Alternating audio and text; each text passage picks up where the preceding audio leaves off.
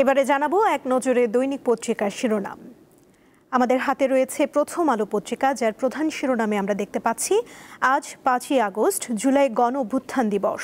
পতনের আগের রাতেও দমনের চেষ্টায় ছিলেন শেখ হাসিনা, এ নিয়ে একটি প্রতিবেদন দেখতে পাচ্ছি। এছাড়া রয়েছে পৃথিবীর সব সরকারের ভেতরে সরকার থাকে, বিশেষ সাক্ষাৎকারে বললেন আসিফ নজরুল।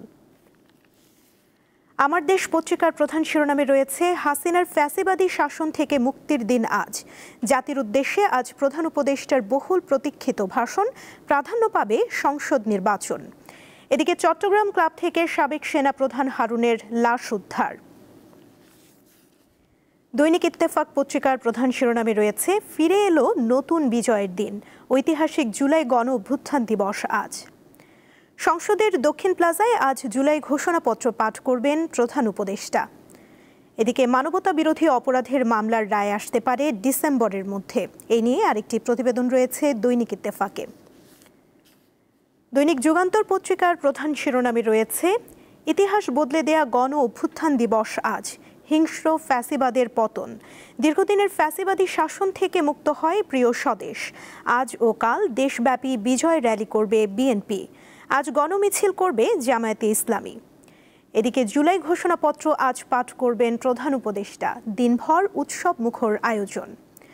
শেখ হাসিনার নির্দেশ ছিল নো রিলিজ নো ট্রিটমেন্ট। জুলাই অভ্যুত্থানে আহত শিক্ষার্থী ইমরানের সাক্ষ্য। এদিকে 1-11 পদধ্বনি শোনা যাচ্ছে, তবে জুলাই জয়ী হবে বললেন তথ্য উপদেষ্টা। সমকাল পত্রিকার প্রধান শিরোনামে রয়েছে রাজনৈতিক সংকট ঘনীভূত হওয়ার ঝুঁকি রয়েছে। টিআইবির পর্যবেক্ষণে সরকারের 1 বছর। কর্তৃত্ববাদী সরকার বিতাড়িত হলেও সব খাতেই দলীয়করণ। আন্তর্জাতিক অপরাধ ট্রাইব্যুনালের বিচার ও কৌশলী নিয়ে প্রশ্ন। এদিকে দ্বিতীয় সাক্ষী ইমরানের জবানবন্দি, নো ট্রিটমেন্ট নো রিলিজ নির্দেশ দেন শেখ হাসিনা। মানবতা বিরোধী অপরাধের মামলা, পুলিশের বাপ মা ছিলেন শেখ হাসিনা। জবানবন্দিতে তৃতীয় সাক্ষী পারভিন। শেখ হাসিনা ও আসাদুজ্জামান খানের এক আইনজীবী নিয়ে বার্গম্যানের প্রশ্ন। এদিকে শেখ হাসিনাকে ফেরানো নিয়ে ইতিবাচক উত্তর দেয়নি ভারত, পররাষ্ট্র উপদেষ্টা বললেন। কালের কণ্ঠ পত্রিকার প্রধান শিরোনামে রয়েছে জুলাই গণ অভ্যুত্থান দিবস আজ। ফিরে দেখা 5ই আগস্ট 2024, হাসিনা সরকারের পতন, ছাত্র জনতার বিজয়।